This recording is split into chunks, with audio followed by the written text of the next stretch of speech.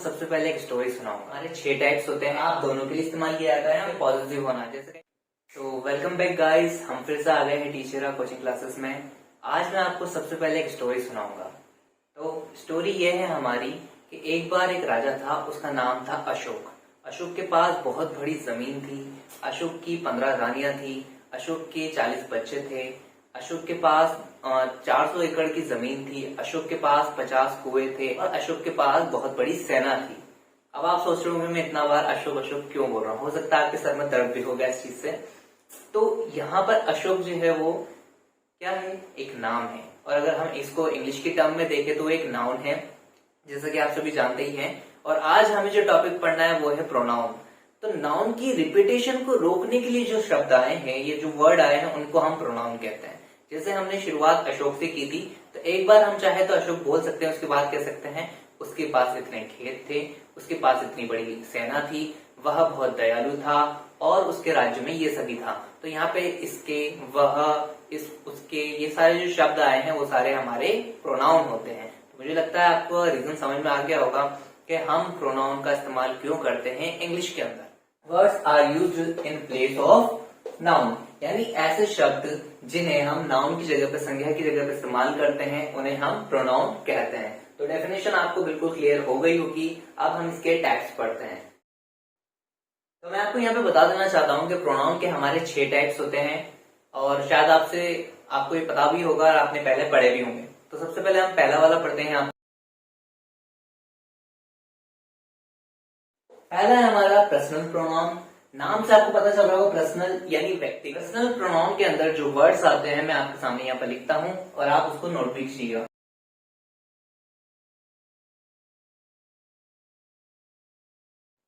अब इसका यूसेज समझिए, आप कैसे इसका इस्तेमाल किया जाता है। सबसे पहले आई का इस्तेमाल किया जाता है मैं को दर्शाने के लिए। उसके बाद यू, इसको तुम और आप दोनों के लिए इस्तेमाल किया जाता है। फिर वी का इस्तेमाल हम के लिए करते हैं। दे का इस्तेमाल वे के लिए किया जाता है। ही और शी का इस्तेमाल वह के लिए किया जाता है। जब लड़का हो तब उसका यूज हम ही में करेंगे और जब लड़की हो वह के लिए तब हम उसका इस्तेमाल शी में करेंगे। इसके बाद हमारा इट बच गया। इट हम ज्यादातर तो निर्जीव वस्तुओं के लिए इस्तेमाल करते हैं या जानवरों के लिए भी कई बार इट का इस्तेमाल किया जाता है, वो यह के सेंस में आता है। आई होप आपको यहाँ तक समझ में आया है। अब ये जो हमारा पहला पर्सनल प्रोनाउन है, इसके जो वर्ड्स है ये 3 टाइप से और आगे आपके सामने आते हैं। इसके 3 केसेस होते हैं, वो मैं आपको यहाँ पे समझाना चाहता हूँ। जैसे पहला होता है आपका सब्जेक्टिव केस, दूसरा होता है आपका ऑब्जेक्टिव केस और तीसरा होता है आपका पॉजिटिव केस। हमारा जब भी हम सेंटेंस बनाते हैं तो उसमें 3 चीजें इंपॉर्टेंट होती है। सबसे पहले सब्जेक्ट होता है, उसके बाद हमारी वर्ब होती है और उसके बाद हमारा ऑब्जेक्ट होता है। अब आप ये भी समझ लीजिए कि सब्जेक्ट क्या होता है। सब्जेक्ट को हम कहते हैं हिंदी के अंदर कर्ता, यानी जो काम करने वाला होता है उसको हम सब्जेक्ट कहते हैं या कर्ता कहते हैं, या जिसके बारे में हम बात कर रहे होते हैं। और वर्ब जो होती है आपकी, वो क्रिया होती है, जो काम किया जा रहा होता है वो। और इसके अलावा जो कुछ भी हमारे सेंटेंस के अंदर बच जाता है उसको हम ऑब्जेक्ट के अंदर काउंट करते हैं। यहाँ तक आपको क्लियर हो गया होगा। अब हम इसका यूजेस समझते हैं कि इसको कैसे इस्तेमाल किया जाता है और क्या होता है। तो यही होते हैं हमारे सब्जेक्टिव केस के अंदर। अब मैं आपको थोड़े से इसमें सेंटेंस बना के बताता हूँ ताकि आपको और इजी और क्लियर हो जाए। जैसे हम बच्चे हैं या हम स्टूडेंट्स हैं, तो वी आर स्टूडेंट्स। दे, वे के लिए क्या होता है, वे समझदार है, दे आर इंटेलिजेंट। ही और शी का इस्तेमाल मैं आपको थोड़ा और बता देता हूँ। ही हम लड़के के लिए यूज करते हैं वह के तौर पे। वह इस विद्यार्थी है, जैसे ही इज अ स्टूडेंट। और शी हम लड़की के लिए इस्तेमाल करते हैं, जैसे वह एक लड़की है, शी इज अ गर्ल। और इट का मैंने आपको बताया, या तो जानवरों के लिए इस्तेमाल करते हैं या फिर हम निर्जीव वस्तुओं के लिए इस्तेमाल करते हैं। जैसे it is a black board. हालांकि आपका एक ग्रीन बोर्ड है, लेकिन ये एक तरह से आप कह सकते हैं कि हाँ ये ब्लैक बोर्ड है। It is a black board. अगर आपको ये सब्जेक्टिव केस समझ में आ गया है तो अब हम आगे बढ़ते हैं। दूसरा टाइप है हमारा। तो देखिए मैंने आपके सामने यहाँ दूसरा ऑब्जेक्टिव केस लिख दिया है। जैसा कि इसके नाम से स्पष्ट हो रहा है, ऑब्जेक्टिव यानी जहां पर आप पर्सनल प्रोनाउन का इस्तेमाल एज अ ऑब्जेक्ट करते हो, ऑब्जेक्ट जो हमारे वाक्य के अंत में आता है, तब हम यहाँ पर ऑब्जेक्टिव केस बोलते हैं उसे। अच्छा, इसमें जो है आपके मीन बदल जाएंगे हिंदी के अंदर। जैसे मी का बन जाएगा मुझे,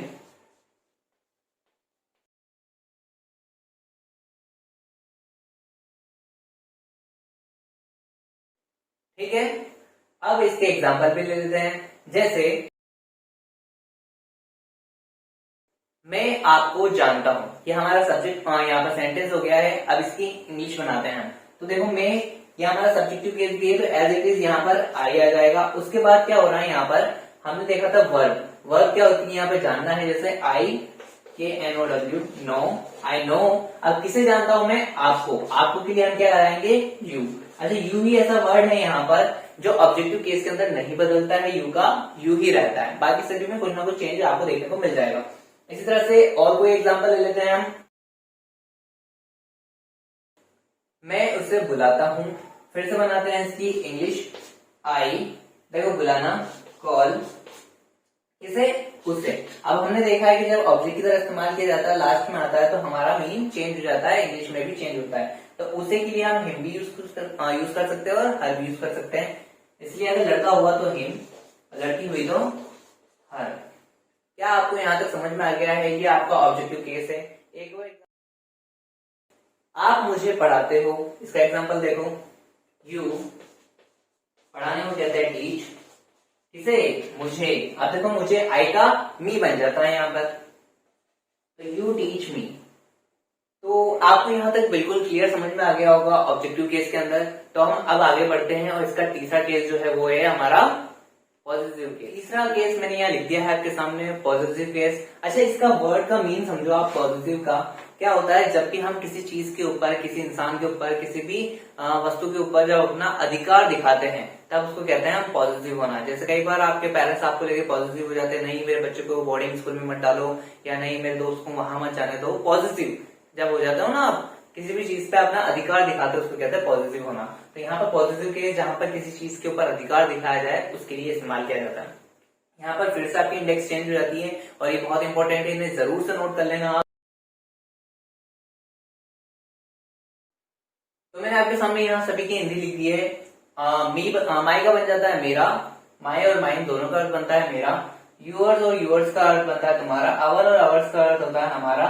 देयर और देयर्स का अर्थ बनता है उनका। हिज का अर्थ भी होता है उसका, और हर का अर्थ भी होता है उसका। हर और हर्ष का अर्थ होता है उसका। इट्स का अर्थ होता है इसका। अब इसको हम पहले सेंटेंस बना के देखते हैं, उसके बाद इसको आप थोड़ा और अच्छे से समझ पाएंगे। जैसे एग्जाम्पल के तौर पर, अब देखो इस सेंटेंस के अंदर क्या हो रहा है कि आप जो पेन है उसके ऊपर अपना अधिकार दिखा रहे हो कि ये जो पेन है वो मेरा है। कैसे बनेगा, दिस इज माई पेन, ऐसे ही बनेगा। ठीक है, और एग्जांपल ले लेते हैं, योर का भी ले लेते हैं। वह आपका बैग है। अब इसकी भी मीन बना लेते हैं हम, दैट इज योर। ठीक है, यहां तक क्लियर हो गया हमारा। डेट इज योर बैग, वह आपका बैग है। इसी तरह से आप और भी बना सकते हैं, जैसे यह हमारा स्कूल है, इट इज आवर स्कूल। तो अब आपके दिमाग में एक और डाउट आ रहा होगा कि हमने इधर वालों का इस्तेमाल तो कर लिया जो पहले आते हैं उनका, लेकिन इनका क्या यूज है जो दूसरी साइड लिखे हुए, या दो जो इंडेक्स पे बन रही है इसमें, यानी जैसे माइंड का क्या इस्तेमाल है, योर्स का क्या इस्तेमाल है, अवर्स, देयर्स और हर्स, इनका क्या इस्तेमाल होता है। तो अब उसका भी इस्तेमाल समझ लीजिए आप। देखिए क्या होता है, मैं इसी का एग्जाम्पल ले लेता हूँ आपके सामने। यह मेरा पेन है, तो इसका सिंपल सा बन गया दिस इज माई पेन। अब इसी को हम दूसरे तरीके से बना सकते हैं, वो भी तरीका समझ लीजिए। देखो हमने थोड़ा सा फेरबदल किया है इसमें। जब भी क्या होता है आपका जो ऑब्जेक्ट वो बाद में आता है, पॉजिटिवनेस पहले आती है, ये पॉजिटिव वर्ड पहले आता है, तो हम इसको सिंपली बनाते हैं और पहले वाले का टर्म का यूज करते हैं। लेकिन जब हमारा सेंटेंस ऐसा हो जिसके अंदर ऑब्जेक्ट पहले दिया हुआ हो और जो हमारा पोजीशन है वो बाद में दिया हो, तो हम दूसरे वाले का यूज करते हैं। जैसे दिस पेन इज माइन। ठीक है, इसी तरह से दूसरे वाले का भी इस्तेमाल करके मैं आपको बता देता हूं। जैसे यह स्कूल हमारा है बोल दिया था हमने, आगे इसको देख लेते हैं हम एक और एग्जांपल से। देखो इसमें मैंने दूसरी वाली इंडेक्स का यूज किया है, सॉरी यहाँ पर आवर्स का, यानी यह विद्यालय हमारा है। पहले वाले में क्या कर रहे थे हम कि पहले हम पोजीशन दिखा रहे थे, यानी यह हमारा स्कूल है, तो क्या बन जाता दिस इज आवर स्कूल। लेकिन यहाँ पर हमने क्या किया, फिर से जो है हमारे पोजीशन को बाद में भेज दिया और ऑब्जेक्ट को पहले लिया, यानी यह स्कूल हमारा है, स्कूल पहले आ गया, इसलिए हमने यहाँ पर सेकंड वाली इंडेक्स का इस्तेमाल किया है आवर्स का।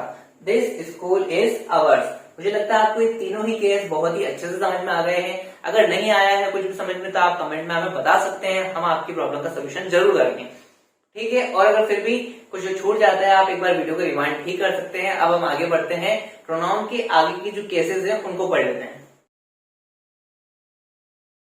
जैसा कि हमने बात की थी, प्रोनाउन के 6 प्रकार होते हैं। पहला हम पढ़ चुके हैं जो कि पर्सनल प्रोनाउन होता है, उसके 3 हमने केस भी पढ़े हैं। उसके बाद हमारे बाकी के 5 जो है उनमें से प्रश्न किए जाते हैं, जहां से क्वेश्चन किए जाते हैं, उनको हम कहते हैं इंटरोगेटिव प्रोनाउन, या हिंदी में कहते हैं इसको प्रश्नवाचक सर्वनाम। अब इसमें क्या क्या वर्ड्स आते हैं वो हम आपको यहाँ क्लियर, आप यहाँ समझ सकते हैं।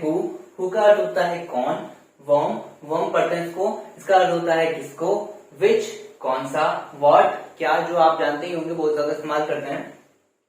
हुएवर कोई भी हो, होमेवर जिसे, विच एवर इनमें से जो भी, वॉट एवर जो भी हो। तो ये हमारा दूसरा टाइप है यहाँ पर प्रोनाउन का, जिसको हम क्या कहते हैं, इंटरोगेटिव प्रोनाउन, ठीक है। अब तीसरा प्रोनाउन पढ़ते हैं। तीसरा प्रोनाउन है डेमोन्स्ट्रेटिव प्रोनाउन। डेमोन्स्ट्रेटिव, डेमो, देखो एक वर्ड पकड़ लो इसमें से, डेमो। डेमो का अर्थ होता है किसी भी चीज को करके दिखाना या किसी चीज की तरफ इशारा करना। तो ये ऐसे वर्ड्स होते हैं जिनका इस्तेमाल हम किसी चीज को इंगित करने, इशारा करने के लिए इस्तेमाल करते हैं। एग्जाम्पल देखिए इसके,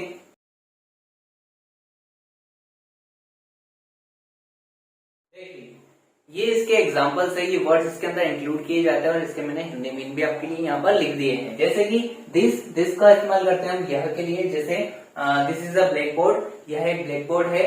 इसी तरह से, लेकिन ये सिंगुलर का इस्तेमाल किया जाता है एक वचन के लिए। इसी तरह दैट, वह, that is a door, that is a almirah, that is a anything that you want. Sorry आगे बढ़ते हैं। ये भी सिंगुलर के सेंस में यूज किया जाता है। उसके बाद दीस का अर्थ होता है यह, लेकिन ये प्लूरल के सेंस में यूज किया जाता है।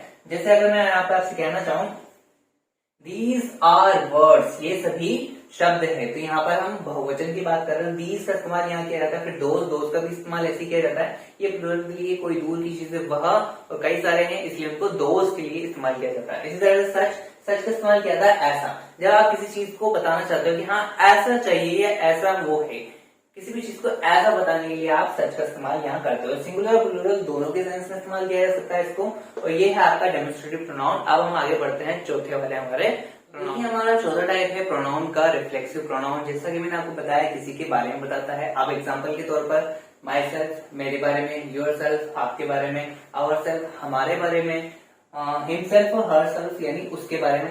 लड़का है तो हिमसेल्फ, लड़की है तो हर सेल्फ। इटसेल्फ, इसके बारे में, कोई निर्जीव वस्तु हो या कोई जानवर हुए, छोटे बच्चे हो, उनके लिए भी हम इट का इस्तेमाल करते हैं, बेबीज के लिए, ठीक है। उसके बाद योर सेल्फ, देम सेल्फ और अवर सेल्फ। अब इनका क्या फंडा है, ये हम ऑलरेडी यहाँ पर पढ़ रहे हैं, our self, your self and them self. तो ये इन चीजों को अलग से क्यों लगाया गया है, इसका रीजन समझो कि जब भी योर सेल्फ, यहाँ पर योर सेल्फ है, यहाँ पे एक व्यक्ति के बारे में किया जा रहा है जो आपके सामने मौजूद हो। आपके सामने अगर कोई एक इंसान है तो उसके लिए हम योर सेल्फ का इस्तेमाल करते हैं। लेकिन आपके सामने एक से ज्यादा लोग हैं, एक से कई ज्यादा लोग हैं, तो हम योर सेल्फ का इस्तेमाल करते हैं, जो कि यहाँ पर आपको दिया है। इसी तरह देम सेल्फ, उनके बारे में, वो बहुत ज्यादा लोग हैं तो देम सेल्फ, या एक से ज्यादा उनके ग्रुप है तो हम देम सेल्फ का इस्तेमाल करेंगे। अवर सेल्फ, हम है लेकिन हमारे साथ भी सिर्फ एक या दो ग्रुप नहीं है, हमारे पास भी कई सारे ग्रुप है, इसलिए हम अपने लिए भी अवर सेल्फ का इस्तेमाल करते हैं यहाँ पर। तो ये आपका चौथा टाइप हो गया है। अब हम आगे बढ़ते हैं इसके पांचवें टाइप की तरफ। तो गाइस, जो हमारा पांचवा टाइप है प्रोनाउन का, उसे कहते हैं रिलेटिव प्रोनाउन। इसका अर्थ बनता है हिंदी में संबंधवाचक सर्वनाम। अब ये क्या काम करता है, किसी का भी संबंध दिखाने का, या तो दो फ्रेजेस को आपस में जोड़ेगा या दो सेंटेंसेस को, क्लोज को आपस में जोड़ने का काम ये करता है। अब कैसे, समझिए इधर क्या क्या होते हैं इसके example, who, whom, which, whichever, whomever, whichever और दैट। और इसका इस्तेमाल आपने कभी ना कभी जाने अनजाने में जरूर से किया होगा। देखिए कैसे, जैसे text book which I read twice a week is my favourite. पाठ्य पुस्तक जिसे मैं हफ्ते में 2 बार पढ़ता हूँ वह मेरी पसंदीदा किताब है, या वह मेरी फेवरेट है, ठीक है। इसी तरह से दूसरा एग्जांपल और ले लीजिए, द स्टूडेंट हु का इस्तेमाल किया हमने, topped the school, studied hard. यानी जिस विद्यार्थी ने टॉप किया होगा स्कूल के अंदर, उसने जरूर से बहुत पढ़ाई की होगी या बहुत ज्यादा मेहनत से पढ़ाई की होगी। आई होप कि आपको समझ में आया होगा रिलेटिव प्रोनाउन क्या है और कैसे इसका इस्तेमाल किया जाए। आपने डेट का यूज सबसे ज्यादा किया होगा। जैसे एप्लीकेशन में करते हैं आई बेग टू से डेट, यानी मैं ये कहना चाहता हूँ कि, तो की का इस्तेमाल आप डेट के लिए करते हो। आपको समझ में आ गया होगा। यहाँ पर आगे बढ़ते हैं हम। आखिरी टाइप जो है हमारे प्रोनाउन का, वो हमने यहाँ पे आपका प्रोनाउन का 6 जो टॉपिक है वो भी लिख दिया है। इसका नाम होता है इंडेफिनिट प्रोनाउन। देखो नाम से इसको समझने की कोशिश कीजिए आप। Indefinite, indefinite, indefinite. एक चीज होती है डेफिनेट और एक होती है इंडेफिनेट। डेफिनेट जो चीज आपको पक्का पता होती है, निश्चित होती है, उसको हम डेफिनेट कहते हैं। और इंडेफिनेट जिसका हमें पता जो पता नहीं होता है उसे इंडेफिनेट कहते हैं, अनिश्चित भी कहते हैं। अच्छा, ये जितने भी वर्ड्स, इसकी खासियत ये है कि इसके जितने भी वर्ड्स इसका इस्तेमाल आप जब करते हो तो आपको कोई भी चीज का पक्का अंदाजा नहीं लगता, पूरी बात का पता नहीं चलता। एग्जाम्पल के तौर पर आप समझाता हूँ मैं आपको। आप देखिए आप, ऑल, ऑल का मतलब होता है सभी, लेकिन कौन से सभी हमें पता नहीं चल रहा है। जैसे कि इस क्लासरूम में बैठे सभी, या यूट्यूब पे देखने वाले सभी, या पूरे वर्ल्ड में बैठे हुए सभी, तो इससे हमें पता नहीं चल रहा है, ये इंडेफिनाइट होगा हमारा। ऐसे ही अनदर, अनदर यानी कोई और, लेकिन कौन सा कोई और यही हमें पता है। समबडी यानी कुछ लोग, कौन से वाले कुछ लोग ये भी हमें नहीं पता है। सम का मतलब कुछ होता है, फ्यू का मतलब थोड़ा होता है, नन का मतलब नन या नोन भी कहते हैं कई बार इसको, तो इसका मतलब होता है कुछ भी नहीं। एवरीथिंग का मतलब होता है सब कुछ। एवरीबडी का मतलब होता है हर इंसान या हर कोई। ईच का मतलब होता है प्रत्येक। और एनीथिंग का मतलब है सब कुछ। एनी का मतलब होता है कई। और एनीवन का मतलब होता है कोई एक। और मैनी का मतलब होता है बहुत या बहुत से। तो मुझे लगता है आपको ये पूरा अच्छे से समझ में आ गया होगा। और इसी के साथ हमारा प्रोनाउन का टॉपिक यहाँ पर कंप्लीट हो जाता है। इसके बाद हम यहाँ पर वर्ब पढ़ने वाले हैं इसी चैनल पे, तो प्लीज आप यहाँ पर जो है सब्सक्राइब जरूर कर लेना। हम यहाँ पर इसके बाद वर्ब पढ़ेंगे, वर्ब के बाद हम एडजेक्टिव पढ़ेंगे, एडजेक्टिव के बाद हम यहाँ पर क्या पढ़ेंगे, एडवर्ब भी पढ़ेंगे। और पूरी जो हमारी ये सीरीज कंटिन्यू होने वाली है। अगर अभी भी आपका कोई डाउट रह जाता है तो आप डाउट हमें कमेंट बॉक्स में बता सकते हैं और हम आपके डाउट का बिल्कुल सोल्यूशन निकाल देंगे। आई होप कि आपको ये वीडियो पसंद आई है। वीडियो पसंद आई है तो लाइक कीजिएगा, ज्यादा से ज्यादा अपने दोस्तों के साथ शेयर कीजिए। हमारे चैनल टीच एरा को सब्सक्राइब कीजिए इसी तरह के और ज्यादा क्वालिटी कंटेंट देखने के लिए। Thank you so much.